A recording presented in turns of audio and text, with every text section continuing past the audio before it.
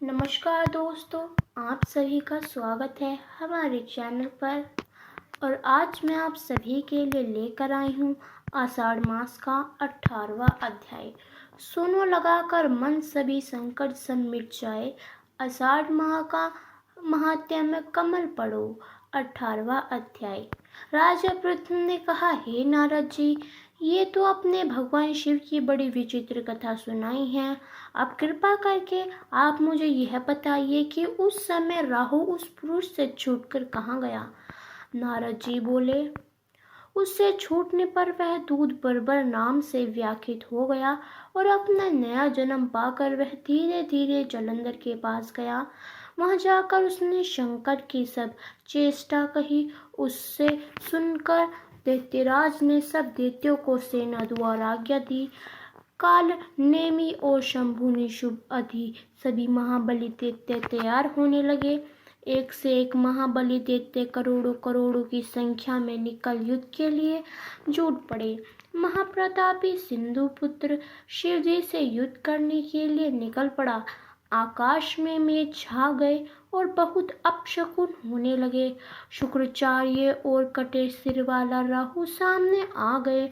उसी समय जलंधर का मुकुट खिसक गया, परंतु वह नहीं रुका। उधर इंद्रादि सब देवताओं ने कैलाश पर शिव जी के पास पहुंचकर सब वृत्तांत सुनाया और यह भी कहा कि अपने जलंधर से युद्ध करने के लिए भगवान विष्णु को भेजा था, वह उसके वशवर्ती हो गए हैं और विष्णु जी लक्ष्मी सहित जलंधर के अधीन हो उनके घर में निवास करते हैं। अब देवताओं को भी वही करना रहता है। वह अपनी बलि सागर पुत्र आपसे युद्ध करने आ रहे हैं, अतः आप उसे मारकर हम सबकी रक्षा कीजिए। यह सुनकर शंकर जी ने विष्णु जी को बुलाकर पूछा, हे ऋषिकेश, युद्ध में अपने जलंधर का संहार क्यों नहीं किया और वैकुंठ छोड़ आप उसके घर में कैसे चले गए। यह सुनकर विष्णु जी ने हाथ जोड़कर नम्रतापूर्वक भगवान शंकर से कहा, उसे आपका अंशी और लक्ष्मी का भ्राता होने के कारण ही मैंने नहीं मारा है। यह बड़ा वीर और देवताओं से अजय है। इसी पर मुग्ध होकर मैंने उसके घर में निवास कर लूंगा। विष्णु जी के इन वचनों को सुनकर शंकर जी हंस पड़े।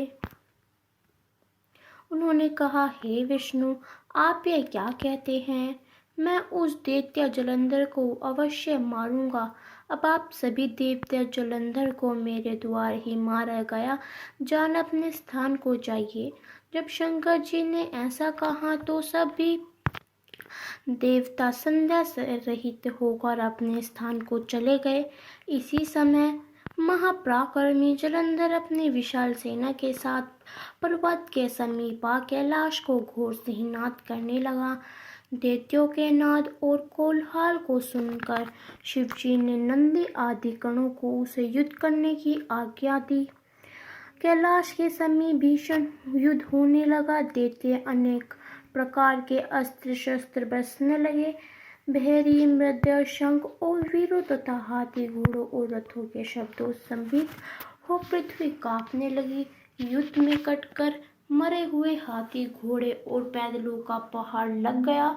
रक्त मांस का कीचड़ उत्पन्न हो गया। दैत्यों का आश्चर्य। शुक्र जी अपनी मृत सजीवनी विधा से सब देवताओं को जिलाने लगा। यह देखकर शिव जी के गण व्याकुल हो गए और उनके पास जाकर सारा वृतांत सुनाया। उसने सुनकर भगवान रुद्र के क्रोध की सीमा नहीं रही। फिर तो उस समय उनके मुख से एक बड़ी भयंकर कृत्या हुई, जिसके दोनों जटाएं ताल वृक्ष के समान थी। वह युद्ध भूमि में जा असुरों का चौवरण करने लग गई और फिर वह शुक्राचार्य के समीप पहुंची और शीघ्र ही अपनी योनि में गुप्त कर लिया। फिर स्वयं ही अंतर्धान हो गई। शुक्राचार्य के गुप्त हो जाने से दैत्यों का मुख मलिन पड़ गया और वे युद्ध भूमि को छोड़ भाग। शब निशुभ और कालनेमी आदि सेनापति ने अपने भागते हुए वीरों को रोका। शिवजी के नंदी आदि गणों ने भी, जिसमें गणेश और स्वामी कार्तिकेय जी भी थे, दैत्यों से भीषण युद्ध करना आरंभ कर दिया। तो ये था हमारा आषाढ़ मास का 18वां अध्याय। आपको कैसा लगा हमें कमेंट कर ज़रूर बताएं और मिलते हैं अपने आषाढ़ मास के 19वें अध्याय में।